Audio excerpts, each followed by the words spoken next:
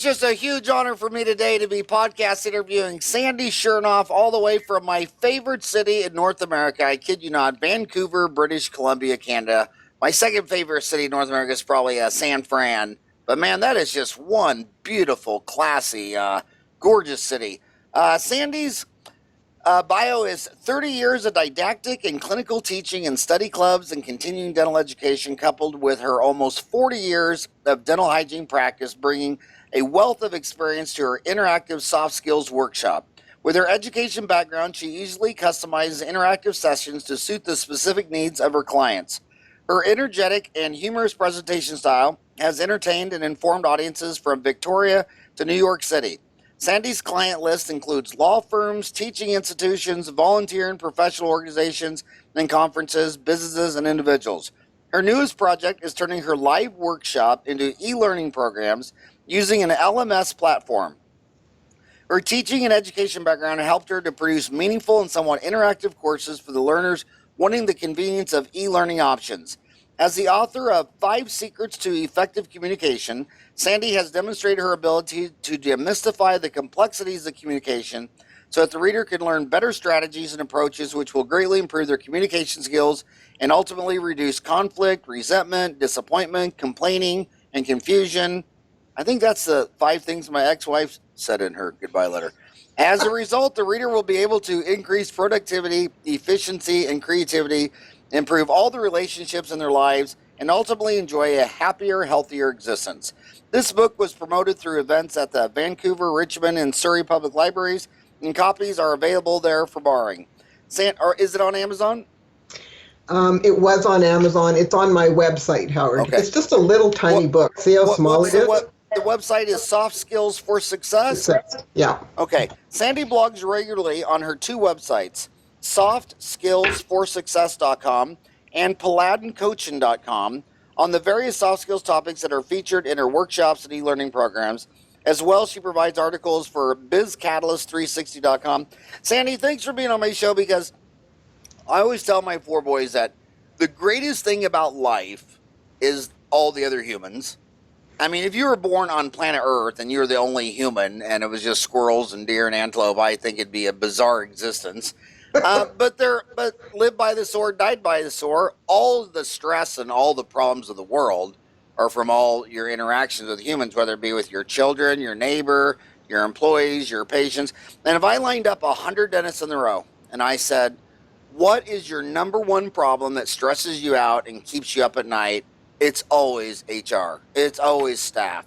And then if I say, what's your second problem? They say, patients. They're irrational. They don't listen, blah, blah. So what you talk about is absolutely ground zero for success. If you can't build a platform of talking to the other monkeys, you're not going to go anywhere, are you? Well, it's true. I mean, when I was teaching in a dental hygiene program, I taught a 19-week course on the behavioral science of communication and how it applied to the practice of dental hygiene. And I used to have the students do little scenarios like play acting in front of the class, because I had taught them that the most important skill for them as a practitioner is active listening. Because our biggest obstacle to overcome in the dental office is fear. And when people are fearful and anxious, they don't listen. And if they don't listen, we can't help them.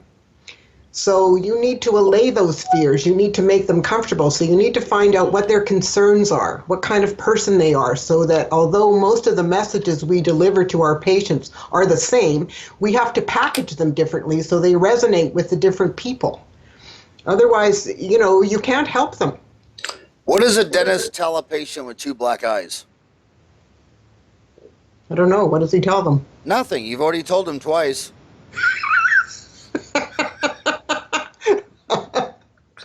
Did I get it right? Did I pass the test? That was good. Oh, yeah. So I've always thought it was the natural selection of our team members, dentists and hygienists, is abnormal, because you can't get into dental school or hygiene school unless you get A's in calculus and physics and geometry. So it doesn't really attract the well-rounded social life of the party. It's usually the library geek. So you're kind of dealing with some kind of like engineers. Have you ever? I think dentists basically most dentists became a dentist because they didn't have enough personality to become an engineer. So you're working with a tough bunch of clients. I mean, this would be a totally different seminar if you were going into Nordstrom's and talking to all the girls at the makeup booth selling cosmetics. I mean, that's not the clientele you're dealing with. No, I'm dealing with engineers. I actually have worked with the Association of Professional Engineers and Geoscientists. I've worked I'm so sorry to hear that. Yeah, I know. I've worked with lawyers. I've worked with dentists and hygienists, of course, and all the office personnel in dentistry. I have worked with a lot in the construction industry, and I've worked in the tech industry. And it's very interesting because it doesn't really matter where I go, Howard. The truth is that all the problems are the same. I actually provide 7 different workshops on communication. Like, that's how complex communication is. One of the topics I have is dealing with difficult people, and I've given that workshop for the North Vancouver School District 5 times. They must have some really big problems over there, and they always fill up the class, and I'm turning people away at the door. But it's just, if people don't realize, they think that they know how to communicate because we've been doing it since we were born. But truthfully, we're actually not very good at it, which is why we end up with so much conflict in our lives. And what I used to tell the dental hygiene students is that your most important role as a hygienist is you're a dental health educator. And the more your patients can understand their dental health and how it relates to their overall physiology, the better chance you're going to have of generating voluntary compliance and getting them not only to follow your oral self-care instructions, but to move forward with the treatment protocols that we know are best for them. Because do you want to be hiking in Nepal when that molar breaks? Or do you want to get it, well, the crack is small and let's fix it so we don't end up with, a root canal on top of everything else, because it's just going to be more expensive.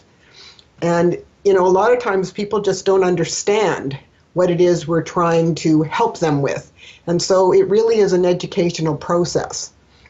And they talk usually more to the dental assistant and the dental hygienist. So you need to help them to understand more about their dental health. And that's a huge challenge. But if you don't listen to what their worries are, then how are you going to get them to comply? Well, let's just take some low-hanging fruit problems you always hear. You always hear the patient, whenever I'm sitting next to someone on an airplane or you meet someone, I'm always asking about their dental experiences and all that stuff. It seems like a very common thing is the dentist and the hygienist was condescending, talking down to them, scolding them for not flossing and brushing. And then when I talked to the dentist and the hygienist about any of these soft skills, they said, I didn't go to school 8 years to be a salesman. I don't sell dentistry. I don't sell. Sorry, yes you do. So address those two things. Why do you think so many strangers have told me over the years that their last dentist or hygienist was condescending or talked down to them or scolded them? Because I think they don't understand how to deal well with patients. And partially that's the fault of our training, Howard, because now in the dental hygiene programs in Canada, there is actually, we have a national accreditation team for the hygiene programs across Canada. And the National Accred team visits every dental hygiene school to make sure that the elements and components that we feel are very important in our education are there. They interview students and they interview the instructors. And one of the elements that now has to be in Canadian dental hygiene programs is the communication piece, the soft skills. They have to learn that, because what we've discovered is you can't be effective if you can't communicate effectively with your patients. I actually created a course that I've given a number of times. It's called Effective Patient Management. And it teaches people how to listen better, how to get things across. And when I was working with dental offices, trying to help them to sell their dentistry better, because you walk into any dental office, you go through their charts, they got hundreds of thousands of dollars worth of work sitting in their charts the patients haven't moved forward with. Why? Because, quote unquote, they haven't sold it. And it's a matter of just, again, educating and helping people to understand why they should move forward with some of these things. And if you don't teach them what their options are and why it would be good, then why would they buy?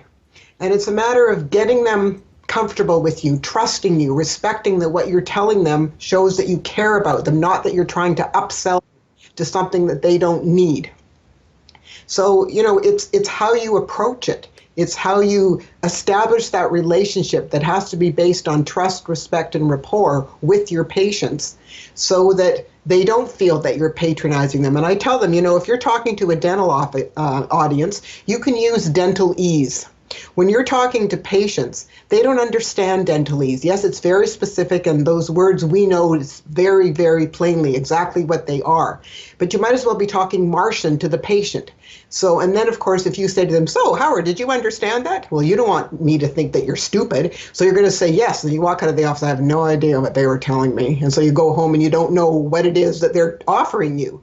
So you need to dumb it down, if you will, and talk to them in language, in terms that they understand, and explain things to them and show them pictures.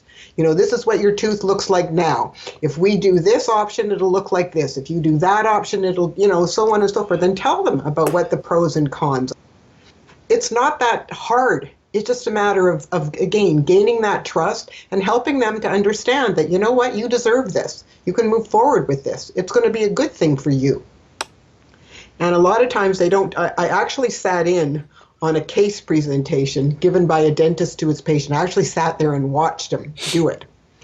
And after the patient left, I turned to him and I said, don't you have any pictures you could have shown the patient? He said, sure. I said, well, why didn't you do that?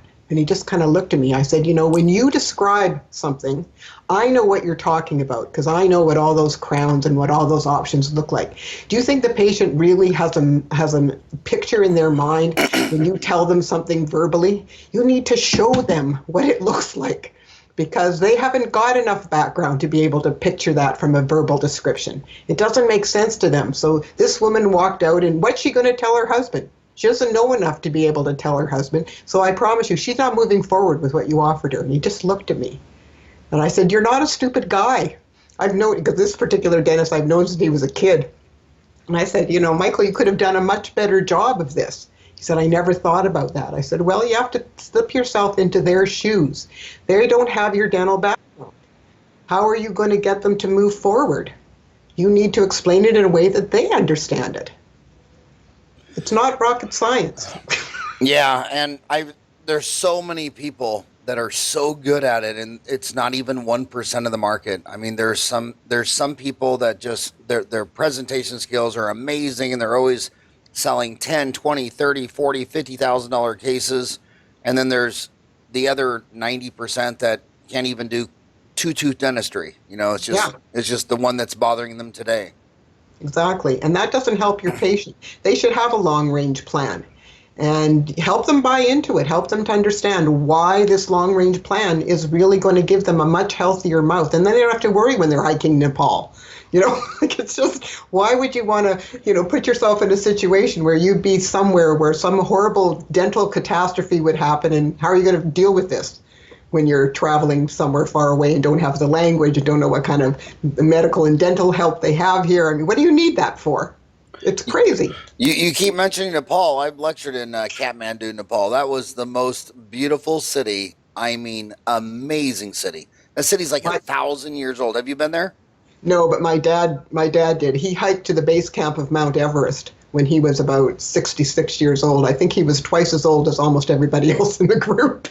I was going to hike to the base camp. Seriously, I was going to hike to the base camp, but then I decided at the last minute I wanted to go to the top of Mount Everest. So I chartered a 2-engine jet, and he took off from the airport, and we flew to the base camp. And then he actually couldn't go over Everest. It was too damn high. It's 28,000 feet. But he flew all around there, and it was just eerie and creepy looking out the window thinking that ants crawled to the top of that thing. So how or you said show pictures. Are you a big fan of intraoral cameras? Are you a big fan of digital x-rays because they can't take home the film x-rays, the Kodak or Fuji film they can't take home, but the digital x-rays? I mean, do you like that, or do you think there should be more handouts? I mean, should these be the dentist pictures of his own work? I mean, talk more about the visual. Well, I think that the more visual you can make it for the patient, in other words, the more lifelike, if you will, then the more they can relate to it, because then they can actually see what we're talking about, and then they can usually get a better understanding of what we are offering them. I also don't like to say selling them, but what we're offering them, and we have today with a lot of the different options that are available, we actually have quite a number of options available for people for restorative dentistry. Lots more than when I was in dental hygiene school, for example, which was, back in the 60s. We didn't have the kinds of things available that we have today. I mean, I have a crown in my mouth, the only crown I have, and my brother, both my dad and my brother, my dad's gone, but my brother's still practicing dentistry. And Dave did this crown for me in one sitting. It's a space age, plastic or whatever. And, he did the prep, and then he had a digital image of that. He then chose the color of the material, and I went and had lunch. And he took the digital image from the computer and put it into the machine that makes the crown. You put the material in and, zippity-doo-dah, out comes the crown. And after lunch, I came back and he cemented it in my mouth, and I didn't need to go home with a temporary. Same day crown. Now, do you think that's a big feature? Do you think that's a hot commodity? I think it is, because you know how much trouble there is with those temporary crowns where they come off and you chew them up and, all these other things that happen. And if you don't get it put back on again, you know how the teeth can move. And then by the time you get the crown in, it doesn't fit anymore. There's all sorts of issues. And again, the patients don't understand these issues. So if we can do things that make their lives easier, then, it's cool.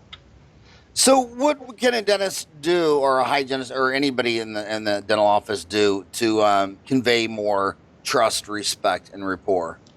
I think the best thing they can do is to listen, because you can't learn anything when you talk. And if people can learn to ask open-ended questions and to listen very carefully to the answers and to probe further with more open-ended questions, then we can have a clear idea of what patients think and what they're looking for and what they're worried about and what their concerns are, and also what kind of a person they are, because even the personality typing of an individual, you need to have different approaches. And women need different approaches than men. I mean, if a woman walks into your office, Howard, and she's dressed beautifully and her hair is coiffed and her nails are done, then she opens her mouth and it's a garbage pit. Like something, this doesn't go together. So obviously this person cares about their appearance, but they're not taking care of their mouth. This is incongruous, it doesn't make sense. So this is a way that this is a button you can press. This is an approach that you have with this person. Or for example, one of the things I used to grade students on was their ability to deliver oral self-care instruction to patients. And I had a chart of things I had to check off. But I would always position myself to watch the patient's face while the student was delivering their spiel, because I wanted to see if they were really paying attention. So this one student had her dad in the chair, and I'd read the medical history, so I knew what the issues were. And she started to give him her little talk about oral self-care. And within 30 seconds, he had zoned out. He'd gone into what I call the male nothing box. And so I stopped her. And I said, Sarah, your dad's quit listening. He sat up in the chair and he went, how do you know that? I said, listen, I've been married for 36 years and I know that look. I said, you've gone into your nothing box and you've tuned out. You're not paying any attention. So then I told her a story about a patient of mine that I'd had trouble getting through to. And I knew that her dad had a heart condition, Howard. So I told this story about this patient of mine who had a heart condition. And I said, after he'd had his surgery, he came back to the office. And of course, he hadn't been in for a while, so his mouth wasn't in very good shape. And before I did anything, I sat him down with a mirror and I showed him all the areas where they were bleeding. And I explained to him that, the mouth has like 350 different kinds of organisms in it.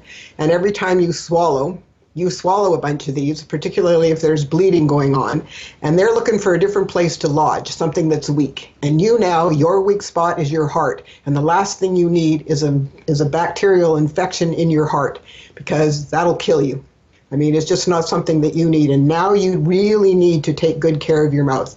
So, he's sitting up and listening. And of course, the father's sitting up. He says, well, I have a heart condition. I said, we know that. And that's why I'm telling this story, because that's the approach that your daughter needs to take with you so that you'll pay attention to what she's trying to get you to do. It's very important for people who have heart issues to have a healthy mouth, because otherwise you can put yourself at risk. So again, you need to read the medical history. You need to make notes on what matters to these different patients, so that you can package your message in a way that it's going to resonate for them, that they're going to sit up and pay attention, and they're going to do what you know is best for them because you've convinced them they're good. You give them compelling reasons why they should do it. Human beings will do it. Fear doesn't work. It's not a matter of scaring them. They have to have a reason. It needs to matter to them. If it matters, they'll comply. If you don't hit the right buttons, and you might not do it the first or second time, you got to figure out how to do it. It's a matter, again, you have to pay attention. So if you don't listen to your patients, I used to make notes, Howard. I mean, now with all the computer programs, they have places for you to put stuff in there. In the old days, I had a Cardex, and I used to make notes about patients. You know, if somebody came in and they told me they were going on vacation, or they told me that they were getting married, or they told me they got a new dog, or they were renovating their house, it didn't matter what it was. I made notes so that the next time they came in, I'd say, so Sarah, how are you doing? How's your new dog? Or how was your vacation in France? Did you have a good time? You know, it shows that you listen to them, you pay attention. They don't need to know you cheated and pulled up that information, you know, before they came in. That doesn't matter. You're paying attention. Some of it you will remember, but if you make notes, if you do pay attention to what people tell you and you give it back to them, you're showing that you've respectfully listened. And if you're showing respect to them, they'll be more likely to show respect back to you. And that's really the key. You said that you should, the main thing is active listening and doing that with open-ended questions. Can you explain to the audience what you mean by an open-ended questions and give some examples? Yes. If you ask someone, how old are you? That's a closed-ended question, because what you'll get is a number, or else they'll say, I don't want to tell you. But if you ask someone how they feel about something, or what their opinion is on something, you know, those kinds of openings, if you will, then you give them an opportunity to give you a longer answer. You are opening the door for them to expound on, you know, whatever it is that you want to know. If you want something specific, then you ask the closed questions where you're looking for a yes or no answer, or, you know, one-word answer. But if you really want to find out how someone feels about something, or what their opinion is on something, or what their concern is about something, then you need to ask it in that way so that you give them a chance to give you more information. And, you know, that way you can find out more.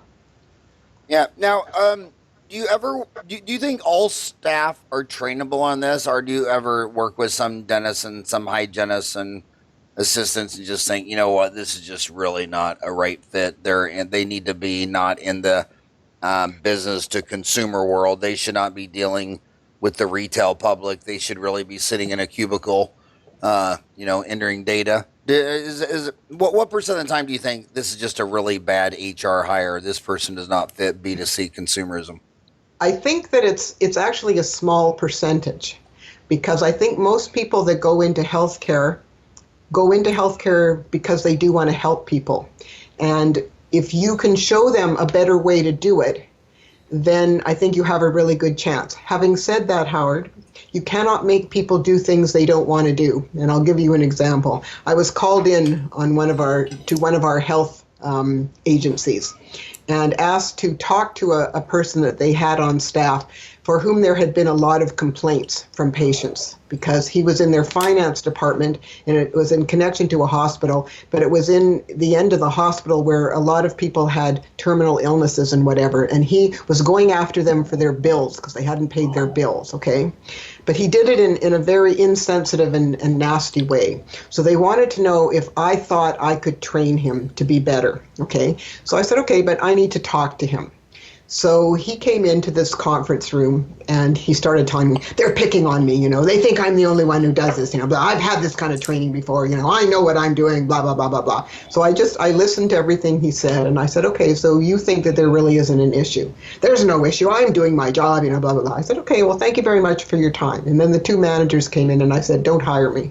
That's exactly what I said to them, Howard. I said, I know I'm talking myself out of a job, but I said, personally, I'm going to be frustrated. And I said, this man is not going to change. He has no interest in changing. So here's what I suggest. Have you got a place for him in your organization where he doesn't have to deal with the public? Because obviously he's very good at the financial end of things and so on and so forth, but he has no people skills and no interest in gaining any. They said, yes, we have something for him. I said, good. That's where I would suggest you put him. and do not allow him to have any more contact with people who are in this, very fragile state because somebody in their family has just been diagnosed with terminal cancer, or they've just died, or, something, whatever. It's terrible. And he has no sensitivity to it. So they thanked me. And, I basically talked myself out of a job, but this guy was not interested in being helped. You started the podcast saying that you lectured 5 times to a school district. They had you come in 5 times. And my one of my sisters is a teacher, and I think everybody always makes fun of how incompetent government is, but one of the big problems there is like teachers, they get tenured, you can't even fire them. I mean, right. The president of the United States, they say, can only fire like a dozen people out of 3 million employees.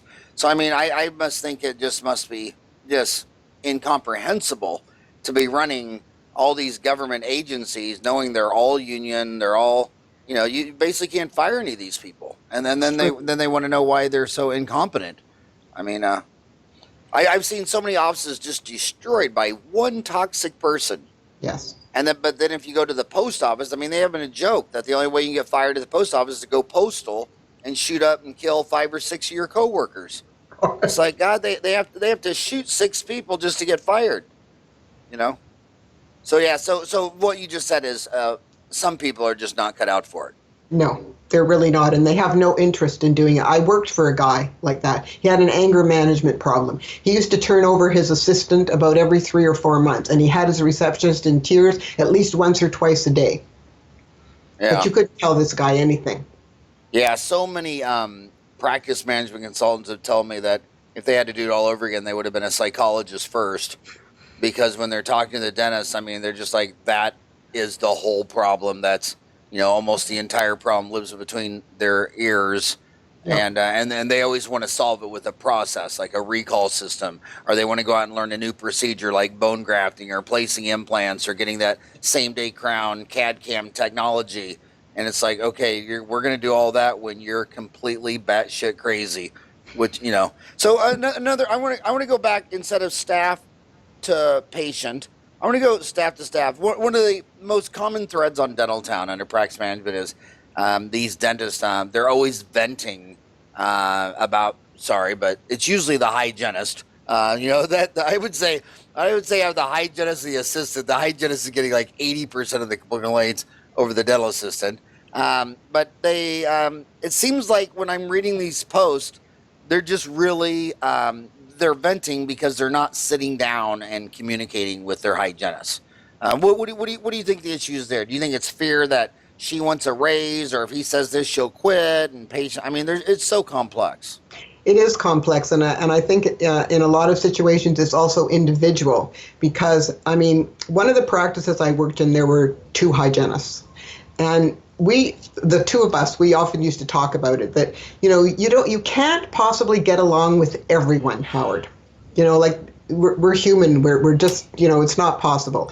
And when it's obvious that you're not going to make it with this patient, then I would rather the other hygienist saw that patient and tried to make that connection if I really can't. And we used to talk about, sometimes we could share patients, and sometimes what a patient would really prefer one of us over the other, in terms of what your approach was. One time when I changed jobs and I was working for a different dentist, and the first day I was there, this guy came in, and he came in with a very belligerent attitude to my chair, and he kind of sat down there. It was kind of, like, he was kind of like daring me to help him. And I took it, I reviewed the medical history, and then I said, we're just going to start cleaning your teeth. And he turned to me and he went, "Well, aren't you going to give me the lecture?" And I said, "Well, what lecture would that be, sir?" "Well, the one about how I don't brush my teeth." And I said, "Well, obviously you've had that lecture quite a few times, so maybe we'll just skip that today." He kind of looked at me and I said, "Well, you're here to have your teeth cleaned, so let me clean your teeth." So I started cleaning his teeth, and we were just sort of talking about a couple of other things. And then he said to me, he says, "Well, I really have trouble getting my toothbrush in down here, some spot." So there he opened the door, Howard. So I said, "Well, let me help you. Show me what the problem is." And I gave him a toothbrush, and he showed me, and I handed him a mirror, and I said, "Well, here, let me help you. If you angle your hand this way, how does that feel?" "Oh, that feels much better." I said, "Well, good. So next time maybe you can do it like that, and you won't have so much trouble." And he said, "Thank you." And afterwards the dentist came in. He said, "I've never seen him so happy. What on earth did you say to him?" I said, "Well, I didn't give him the lecture because obviously he doesn't like the lecture." So obviously whoever he'd had there before me had not tuned into this guy at all. And so he came in very belligerent, expecting to be, sort of chastised again for the fact that he wasn't doing the kind of job she expected him to do, blah, blah, blah. Not everybody is going to ever be a perfect flosser and brusher. And if you're expecting that, good luck. If people at least are making an effort, then I think you have to praise them for trying and not always make them feel like you found them, like a little kid with their hand in the cookie jar. Like, what good does that do? You're going to harm the relationship that you're trying to set up with them so that you'll never get them on side. And they're just always going to come in like he did with a wall. And I'm kind of jealous of my dad's career because he owned a Sonic drive-in. Do they have Sonics in Canada? Sonic drive-ins? Mm-hmm. They do? Yeah. Is that right? And that's where I developed all my perfect eating habits, grilled cheese, cheeseburgers, footlong chili dogs. And when you're dealing with a consumer coming in to eat a cheeseburger, God, they're so happy. You can beat the smile off their face with a hockey puck, But when they're coming into the dentist, you're not seeing the happy side of this guy. He's coming in and he's got fear, he's got anxiety, his tooth hurts, and when you go to Sonic, this cheeseburger is just going to be $3. When you go to the dental office and you're in pain, you're thinking, is this going to be $1,000, $2,000? How much credit do I have on my credit card? So how do you change your game going from selling cheeseburgers to root canals? Well, again, I think that the key is gaining the trust and respect of your patients, because a lot of patients come to the dentist, just as you said, Howard, thinking, yes, I go to the dentist, they hurt me and I pay, and that's their view of dentistry. So if we can change that by allaying their fears, making them as comfortable as possible, not pushing them and trying to, quote unquote, upsell them to things that they're not ready for, but gaining their trust and gaining their respect so that they'll reach a point where they'll ask you questions. I mean, if they start asking you questions, you win. I mean, there's just no way you don't win when they're asking you about things. So if you've planted a seed and maybe given them something to read at home and shown them pictures of different things that, that they can look at, I think taking home not a lot of reading material, but maybe one page that shows them a couple of things or simply describes a couple of things that they can sort of take home and talk over with their spouse or, whatever. I think that it's just so important to establish that relationship. And if you can't do that, you're never going to win. They will never move forward with things, and they will always continue to look at dentistry as a place where they get hurt and they have to pay. So, it doesn't have to be that way, because with dental anesthetics and everything, it can be very comfortable. I mean, here in BC, a long, long time ago, hygienists were allowed to administer local anesthetic. And I remember one of the first times I used to practice my dad would call me over and I'd do the anesthetic for him so that I could practice more. So I did a block. I was doing a block on a guy. And when I finished the block, he looked at me and he said, "How come that took so long?" Because I didn't, smash it in there. I did it slowly. I said, "Well, did it hurt you?" He said, "No." I said, "That's why." So your dad was a dentist and your brother? Mm-hmm. And in Vancouver? Yes. Yeah, and then you went down to Oregon to be a hygienist? Well, I went to the University of Oregon to study hygiene because when I was going to dental hygiene school, there was no dental hygiene program in BC. There were dental hygiene programs in Canada, but having grown up here, Howard, I was not keen to go to Winnipeg or to Edmonton or these places where it's very cold in the winter.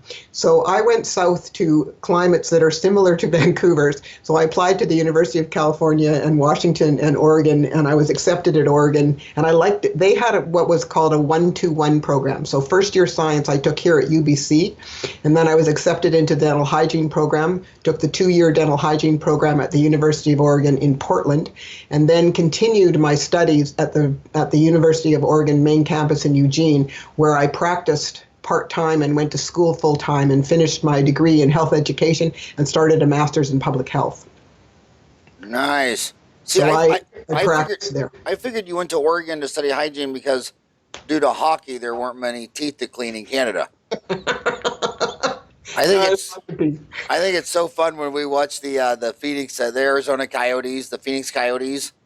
They always take out all their partials and everything when they're playing. When they pan the bench, it's like everybody's missing at least, their front I teeth. mean, at least their front teeth. Absolutely. It is that's a wild sport. So how do you reconcile being a hygienist and liking hockey?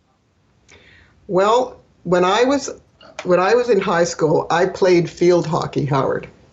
And I think the years that I played, I don't think I ever saw another kid wearing a mouth guard. But as you know, my dad was a dentist. I had to wear a mouth guard. And you know what? My dad sometimes used to show up at the field as a surprise to make sure I was wearing my mouth guard. Not so much to see me playing field hockey, but to make sure I had that mouth guard in. And I don't know if he's retired, but back in the day, I mean, it was like 30 years ago. One of the when I was in Toronto watching a hockey game, there was this one ref who wouldn't even wear the helmet. Do you remember that guy? You know what? Do you remember that guy? Well, do you remember that Jacques Plante, who played for the Montreal Canadiens, he was the first goalie to wear a mask. He was the one that sort of designed the mask. So how many years did these guys play goalie with no mask on, Howard? Yeah, that's wild. So you've been talking a lot about B2C, but talk more B2B, dentist to hygienist, hygienist assistant, because when I talk to the CEOs of the corporate chains, there's about 35 chains that have 50 or more locations, and they have think tank meetings, and I've been to some of these meetings, and they say, okay, if I go to a state and I put in 10 offices, and they're all single doctor with 2 hygienists, 2 assistants, 2 receptionists. And he goes, I compare the HR issues that to where if I go into another city and I put in group practice where there's 2 doctors. They said if I go from a 1 doctor office to a 2 doctor office, my HR issues will go up tenfold. And we just don't even have, it's so easy to manage a 6 operatory, 1 doctor, 2 hygienists, but my God. And then you go to a bigger one and say you put in 3 or 4 because you have some of these people get these grand ideas. Well, if we had 5 general dentists, then we could have a full-time orthodontist and a pediatric dentist. Yep. And then they're just pulling their hair out because it looks so great on paper, but the HR is just crazy. Well, because what you're dealing with is you're dealing with different people with different agendas, with different approaches. And unless people come together because they're coming together with common goals and aims, like one of the things that I used to do, Howard, when I would go into a group practice and work with the practice, is I would actually have them sit down and I would divide them. If there were 3 dentists, we would make 3 groups. If there were 2 dentists, I would make 2 groups, okay? And I would make them come up with a mission statement. What is your mission statement for your office? Because what I wanted them to see is, are you all on the same page? Do you have the same goals and aims? Do you want the same level of practice? What do you want for your patients? What do you want for each other? Like, what are you doing here? And in one of the offices, it was an office actually that I used to work in. And there were 2 dentists there, the dentist that I worked for, and now his daughter is a dentist. So it was a family practice, just like ours was, because my brother worked with my dad. But there was also another partner. My dad's practice was big. There were 3 or 4 dentists and, lots. It was huge. But it was a matter of people came together because they had the same philosophy. Like some of the partners that my dad ended up working with were people that he'd met in study clubs. So their practice goals, if you were the same in terms of what they were aiming for, what kind of services they wanted to deliver. In addition, the practices that function well are the ones that have 2 things. One, they have probably monthly staff meetings, and you actually book off time. Don't make people stay after work or, whatever, but actually book off a couple hours at the end of the day to show that you think this is a really important thing. And then whatever's brought up, and it isn't to be a bitch session, it's to be, how can we be better? What are things that are bothering people? What do we need to deal with? And then deal with them. Like, don't file it in the round, file cabinet, but actually deal with it. And the other thing that I always strongly suggest to offices is that they have what I like to call a morning huddle. It takes maybe 15, 20 minutes max, usually run by the receptionist because they know everything that's going on in the office. And just to bring everybody on board with what's going to happen today. You know, Sandy, you're seeing Mrs. Jones, and Dave is going to see her afterwards. So he's doing this, so it's probably not a good idea for you to put the fluoride on. Mary will put it on after their procedure, you know, blah, blah, blah. All these different kinds of things, because once the day starts, everybody's too busy. You don't really have time to have those kinds of conversations. So if you could have a heads up at the beginning of the day, things will go much more smoothly. In addition, the dental office is a natural team. The team leaders are the dentists, and the staff are the team. But because everybody brings their own particular skills to the table, everybody needs to be respected for what they contribute. But in addition, having some cross-training in different areas so that, for example, if I had a patient not show up, what should I do? Go in the back and do crossword puzzles? No, I would go into the front office to see if they needed, you know, any filing done or if they wanted any calls made or, you know, whatever there was. Or I'd go into the sterilization area to see if there were instruments that needed to be either, you know, stored away or cleaned up and put through the sterilization process. Or I'd check the supplies to see if things needed to be, like whatever. And that's teamwork. It's a matter of people helping each other and working together so that we're doing the very best we can for the staff and for the patients. Plus, we used to have regular practices for emergencies. You know, like who's in charge? What happens? What if a patient has an epileptic fit in the chair? What if somebody has a heart issue? I mean, God forbid. But you need to be prepared. You need to know who's going to do what and what we have in the office. And even the medical supply kits and stuff for those sorts of things, they needed to be checked on a regular basis to make sure everything was up to date. Well, we had all those processes in place, and people helped. And they knew they were part of a team because they knew how they fit into that team. And that makes a huge difference. Because when people know how they fit into the picture, they feel much more confident about how they go about doing their business and how they present themselves to the patient and to each other. And so there was a lot of respect and trust and rapport. We used to have a lot of laughs in the dental office. I remember one gal who came in to interview, and I heard her as she left, and she said to reception, "I could never work in a place like this. They have way too much fun. They're not serious. They're not professional." Excuse me? I said to the receptionist after she left, "We're not hiring her. She'd be no fun." I mean, patients came into the office, they had a nice time in the office. They were comfortable because we weren't, on them and everybody wasn't so serious and we had to do this and we had to do that. There was laughter in the dental office, not usual, but there was in that office. And that's because that's the tone that my father set. He wanted people to be comfortable. And he did very high-end dentistry. He did lots and lots of crown and bridge, and some of his colleagues used to send crown and bridge to him because that's how good he was at it. But he could sell it to patients. He'd do quadrants at a time and stuff like this, and they bought it because they trusted that he was doing the very best things in their best interests. And that was how we approached dentistry. And how many years ago did he pass away? He passed away in 1985. Oh, that was a long time ago. Yeah, it was a long time ago, or 86. And how old was he when he passed? 69. It was sad. Yeah, he had cancer. Do you think it was, I'm sorry about that. You have two websites. So Yes. You have Soft Skills for Success. Let's talk about that one first. And then you have PaladinCoaching.com. Am I pronouncing that right? Paladin? It's Paladin, but it's okay. Paladin. So let's talk about Soft Skills for Success. What will my homies find if they go to softskillsforsuccess.com? What they will find is they will find lots and lots of blogs on soft skills. So they'll find a lot of information on soft skills. They'll find descriptions of all the workshop topics that I can deliver. But what it says in each one of those descriptions is that I can customize. In other words, if you want an element from some other topic, I'm very flexible with my materials, but it gives them sort of an overview of the kinds of topics that I have expertise in, which I can deliver to them. And I can do it either in a live interactive workshop, or I also do some personal coaching. So they'll find that. They'll also find my book there. And they'll find a little description of what soft skills are and why they're so important to our success in every aspect of our lives. And that's essentially it's. I actually get, Howard, 80 to 90% of my new business comes through that website. 80 to 90%.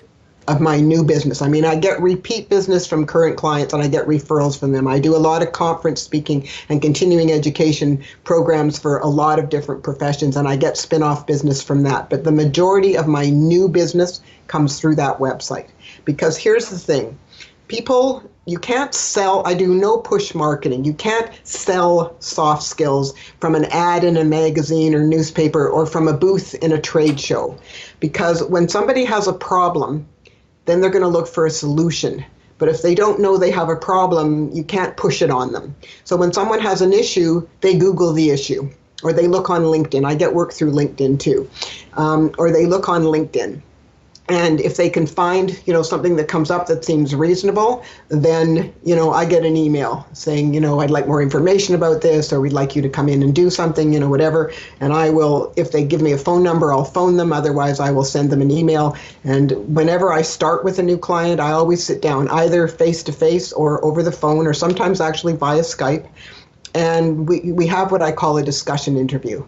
I want to find out exactly what it is that they have issues with, so that we can drill down to the core problem, and then I can give their people the skill set necessary to overcome that problem. And then the book, you can order your book there. Yes. And that's $19.95. Yeah. And that's Canadian, so that's cheap for you guys. So how is the Canadian US dollar going? It's about, Canadian dollar is about 73, 74 cents US right now. So that's a time to buy the Canadian dollar. Yeah. Because it's always fluctuating yes, from par to back down. Same with the Australian thing. I mean, I've been watching those currencies for 30 years. So you can order that. I'm excited to offer my 5 secrets to effective communication for sale. So how long? So talk about that book. Yes, there's a page about the book. The reason I wrote this book is it an ebook or a hard copy or an audio book? Or? It's a soft cover book. This is what it looks like. It's a very little book. See? Uh-huh. I do have an e-version of it. That's what was for sale on Amazon. It will be the e-version will be for sale on the Paladin site. We just haven't set that up in the store yet, but we will. This book is also for sale on the Biz Catalyst 360 site. And we probably will sell it off the Paladin site. The complication is that the Paladin company, I have a partner in that company. He's in the States. He actually lives in Atlanta, Georgia. What's his name? His name is Phil Lauer, Lower. He's in Atlanta, Georgia? Yeah, he's a business coach, and he works for Dish, the big communications company. And the satellite television? Yes. Yeah, he works for them. But this is something that Phil and I started a couple of years ago. We met on LinkedIn, and we had so much fun on LinkedIn that we decided we had to do something together. But with him living on that side of the continent, we laughed a lot about this, but we decided, in the end, what we decided to do was to take my workshop materials and use an LMS to provide e-learning programs online. And what's an LMS? A learning management system. So you guys have made this an online learning modules for? Yes. And is it more for the whole dental office as a team or for individuals? It's actually for anybody. I mean, I actually offer it as an extra to some of my clients. For example, if you want consistent onboarding, Howard. So let's say like one of my clients is a big medical device company, okay, and their head office is here in the Vancouver area, but they have offices in several countries around the world. I've done a lot of live training here locally. They've been very happy with the training I've done. Now they would like to bring some of those elements, if you will, to some of their other offices. And right now they're looking at their Australian office. So what we're going to do is I'm going to create they can use some of the e-learning that we already have up, but we're going to explore very specifically what they want. I will create some programs for them, and their people can then have some of the same elements that the people here locally had, and I can follow it up with some live webinars so that we can reinforce the learning with some direct feedback, which is why I like giving live workshops. And for example, some of the professional organizations, just like, dentistry, we have to do continuing ed, so do most other professions. E-learning has become a very popular way for people to get their continuing education credits. So, what I offered to UBC, for example, was that I could take some of the courses that I've already delivered for them that we already have up, but I will dentify them. In other words, I'll use my dental versions because the examples are different and some of the language is different to pertain more specifically to dentistry than to be more generic for business in general. So plus I have courses like the effective patient management and how to build the high performance dental team and different things that pertain more specifically to dentistry, which we could upload for them. So you said you've been married 36 years? No, I've been married 44 years. 44, and how many children? Two. So let's switch gears out. We talked about the consumer. We talked about the B2B, within the office. But probably the most important thing anybody thinks their family is communicating with their children, their spouse. And right now, most everybody listens to a podcast is commuting to work, and there's a lot of couples that commute to work. The wife is the dentist, and her husband's the office manager.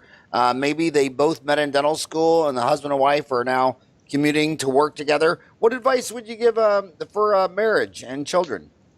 Well, I'll tell you a cute story. I have a son and a daughter, and my daughter is the older sibling. And when she was a teenager, we were at loggerheads a lot of the time because teenage girls are really tough. You don't have any girls, do you, Howard? Just have boys? No, but I grew up with 5 sisters, 2 older and 3 younger. Okay, so you know what the problem is. With my son, he was a little scary as a little boy because little boys have no danger antennae. And I was sort of hoping Mark was going to make it to 5, not kill himself in the meantime. He was a bit sassy as a teenager, but he was much more understanding of what the parameters were that I would lay out for my kids. And he often would ask his sister why she was so hard on me. But when my daughter was in her mid-20s, she came to me one day and she said, "Mom, have you noticed that I don't argue with you much anymore?" And I said, "Yeah, actually, I have noticed that." She said, "Well, do you know why that is?" I said, "No, I have no idea. Just because you finally matured?" She said, "Well, I realized that you're mostly right." And I said, "Well, that's very interesting." She said, "I know I didn't used to think that, but," she said, "I realize that with your experience and so on, you are mostly right. So there's no point in arguing with you." Now, that really blew me away. But how old was she when she said that? In her 20s. Okay. But I think what it shows you is, we never, even though we had issues, I always tried to keep the lines of communication open.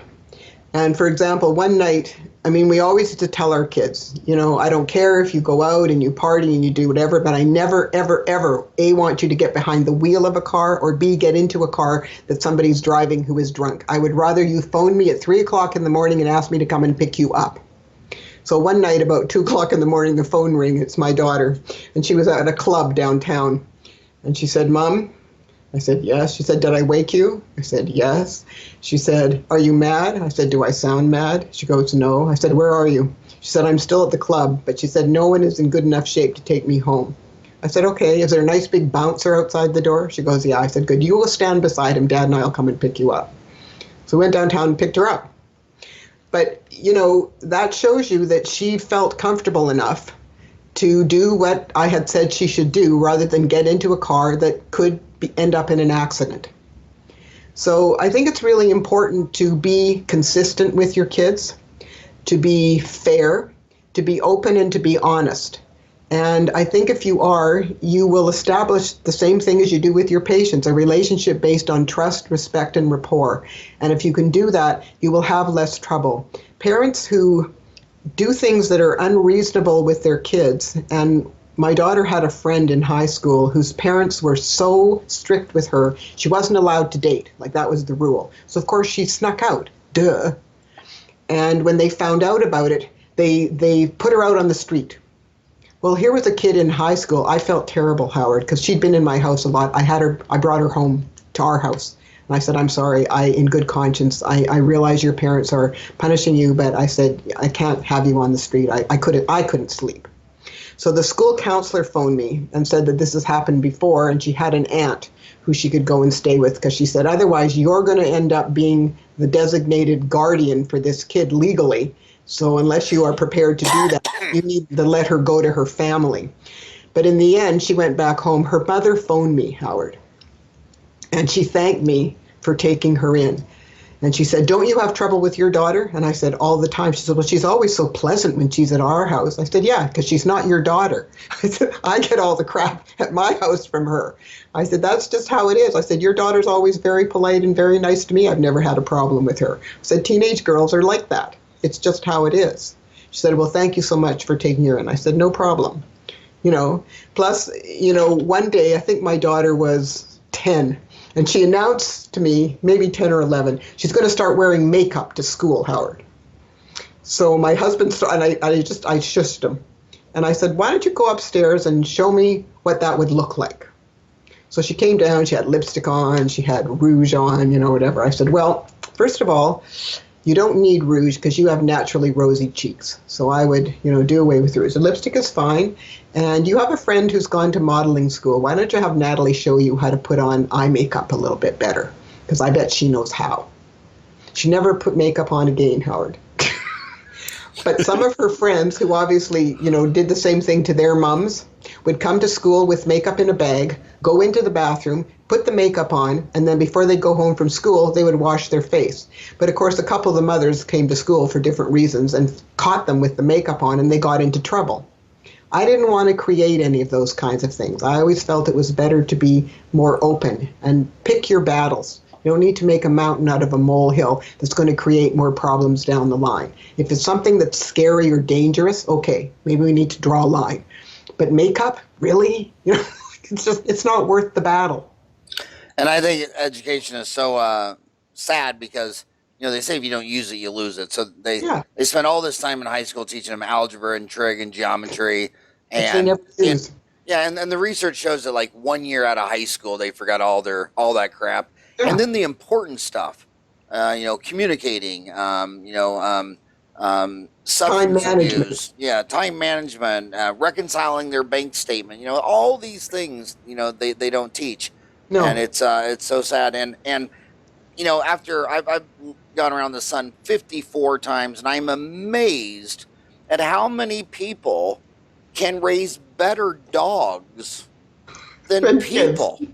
It's like, man, your dogs are perfectly trained. They poop in the right spot. They don't jump on the furniture. I mean, I know this one lady, and she's like, her cat knows that if a human butt doesn't sit on it, they can't get on it and all that stuff. While their kid is completely mismanaged and insane and crazy. And it's like, God, wouldn't it just be so much more important in school teaching all these people how to communicate in marriage, how to raise children, than teaching them algebra and geometry and trig? And how to be human. I mean, seriously, we always set parameters for the kids, Howard. Just, for example, I always worked.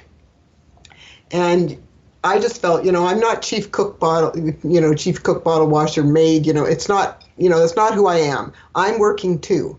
So I need help. So from the time the kids were small, they had responsibilities, things that they had to do. I taught them how to make their bed, how to fold laundry. And I taught my son all the things that I expected a girl to know. In other words, Mark knows how to cook. He knows how to bake. He knows how to iron. He knows how to clean. He knows how to sew. So okay? You're saying he's gay? Nope, not at all. He's now married to a man. Nope, he's married to a woman and has 2 little kids. But you know what? I wanted him to be able to take care of himself. That was the reason why I wanted him to learn all those different kinds of things. He hates sewing, but at least, if he loses a button and he's away because he travels a lot, he could sew it on again. So it's just a matter of, what do you do with your kids? What do you teach them? I taught them that the family is a team and everybody has to do their part. So people have to help out with different kinds of things. I hate ironing, for example, Howard. So one Saturday morning, Mark came down and he was going to a party that night, and he and his father both like cotton shirts. So he said, Mom, I don't have any shirts. I said, yes, you do. And I opened up the ironing closet. They're all in here. Oh. I said, so here's what we're going to do, Mark. I'll iron one for you. I'll show you how to do it. And then in future, if you haven't got any and you need one, you'll know where to find it and what to do with it. So I ironed him a shirt, and then from then on, he ironed his own. 'Cause I didn't like ironing. But it's just, teach your kids responsibility. Teach them to be a responsible adult out there and give them responsibilities. Give them a chance to make mistakes so that they can learn from them. Because if you overprotect your kids, they don't know how to make decisions. They cannot critically think. They will not develop emotional intelligence. And you got a lot of kids out there these days, because I've had parents want me to coach their kids, who have no emotional intelligence and no problem-solving capabilities and no critical thinking. Why? Because the parents have done everything for them. One of my favorite stories that the guy told me at a meetup one day was he was interviewing for a new hire, and he came out to the reception area to bring in the next candidate, and there was a couple sitting there. So he said, "Excuse me, I'm looking for George Jones." "Oh yes, that's our son. He slept in this morning, so we came to the interview for him." He just looked at me and said, "I'm really sorry. I only interview the candidates directly. You can go home now." Really? You thought you would come to a job interview for your son? What are you thinking? Get the kid out of bed. Get him an alarm clock. Make him take responsibility for what he has to do. You're not doing your kids a favor. You're not helping them to be able to be independent human beings. It's just, they don't know what to do. They don't know how to do anything because you've done everything for them. I mean, I think kids need to learn. And yes, they'll make mistakes. Human beings make mistakes. It's okay. Just figure out how to fix it and move on. Don't repeat the mistake. Learn from it. Nothing wrong with that. When I turned 54, I finally decided I was not going to have any children, and my 4 boys are taking it very hard. And we have different lives because your daughter called you to have, she needed a ride home. But I was lucky that in my house, the police always brought him home. So I never got that phone call. But I mean, I just think that, kids are human. We should be able to figure out how to give them parameters, how to help them. I remember once when Mark was about, 12, and I heard him on the phone. I wasn't really listening to the conversation, but I could see he was trying to make arrangements. And he comes away from the phone. He goes, "There's a group of us that want to go to a movie." I said, "Okay, what time is the movie?" It started at like 7:30 or something. I said, "Where is the movie?" "Downtown." I said, "Okay, here's the deal, Mark. I'll let you go under the following circumstances. A, that you all go downtown together, and I will even pick up some of the kids and take them to one house that's close to the bus stop. B, that you stay together at the movie, and I don't even want anyone to go to the bathroom by themselves. They got to be with another buddy. And then at the end of the movie, you all leave together, you all come back on the bus to the same house, and we'll make sure that everybody gets a ride home. If you do it like that, then you can go. Otherwise, no, because it's too dangerous." I said, "It's not that I don't trust you or your friends, but there are big kids out there that could do stuff to you guys. And you're vulnerable because you're young. So if you abide by the rules, then you can go." And he looked at me and said, "I didn't think you'd let me go." I said, "Well, I will let you go under those rules." He said, "Okay, fine." And I back on the phone and organized everything. And I picked up a few of the kids, took them to one kid's house, and they all went together. They all came. Everybody was fine. Everybody had a good time. Well, that was the fastest hour. We're already 3 minutes over. I just want to say one last thing. First of all, you're amazing. I'm so glad that you came on my show to talk to all my homies. But if you've never gone to Vancouver, the strangest thing you didn't realize is it's actually it's a tropical, it's a rainforest. Yes. From Vancouver all the way up to Alaska, because you think it's northern, it's cold, it's snow, it's tundra. It's a rainforest.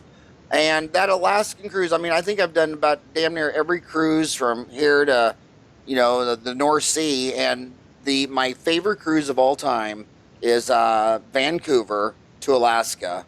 Just unbelievable rainforest goal. And then the other thing, I started lecturing in 1990, and Vancouver has a whole different flavor and look after Hong Kong went back to its mother country. I'd say a lot of Hong Kong people moved there. I mean, do you have a number on it? I mean, it had to be. Well, we still have 100,000, wasn't it? We still have. I think next to San Francisco, Vancouver has the largest Chinatown in North America. And it's And so well, cool. it's like San Francisco. We're the gateway to the East. Yeah. So, although a lot of the Chinese went back to Hong Kong, there's a lot of money now in mainland China. So, a lot of the mainland Chinese and the Taiwanese have come here also.